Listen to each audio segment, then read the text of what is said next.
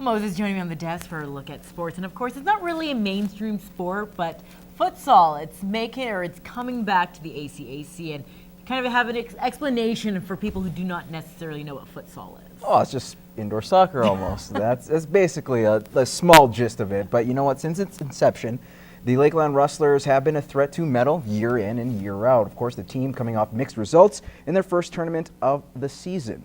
The guys were dominant in their first 4 games, outscoring their opponents 37-4, including a 6-0 shutout of the defending champions, Keano College. The ladies, meanwhile, split their matches and sit in second place behind Keano, who they lost to by a score of 2-1. A few mistakes leading to the loss, but head coach Kevin Wagner is positive that they'll get that corrected for their tournament in February.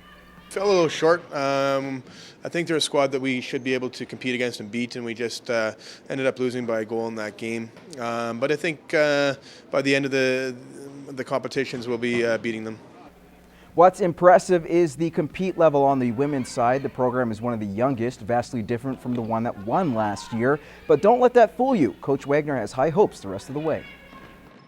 They've shown to themselves that they now know that they should be in the finals and in the final for a gold medal as well. So we're where we want to be.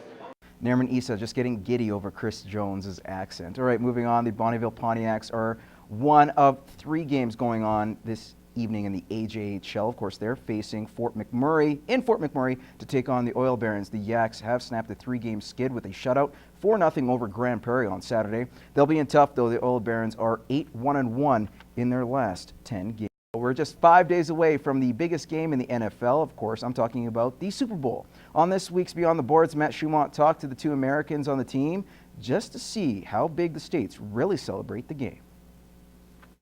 All right, Gary, just 5 days away from the Super Bowl. Now, just talk about how fired you up. You know, you're an American boy. Just talk about the Super Bowl, how jacked up you are for this. I think it'll be a neat experience celebrating it up here with all the guys. But from what I've heard, it's still a big deal up here, and it's a day that you look forward to and just hanging out, watching the game, eating all the food, and so it should be a good time up here too. Here in Canada, yeah, we do have our Super Bowl parties. We get together, have a couple social sparklers and some wings and whatnot. But how big is it in the States? You know, do they go pretty hard celebrating this game here? It is. I think a lot of people, a lot of people always go to the game, huge tailgates, all that, and then a lot of people, there's always Super Bowl parties. Like even my friends, my parents are always out, my brother's somewhere. It's huge. Like that Super Bowl Sundays, pretty much everything just shuts down and everyone watches the Super Bowl.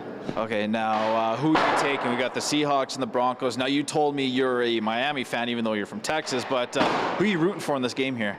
I'd have to go with Seattle. I pretty much called them at the beginning of the playoffs. I said that they'd win, so just kind of hoping that prediction is true. Well, even though Peyton Manning was on the Indianapolis team that beat the Bears a couple of years back, I still want to go with the Broncos. I just, after that Richard Sherman thing, I don't know if I'm a big fan on him, but I like the Broncos, so I'll go with them.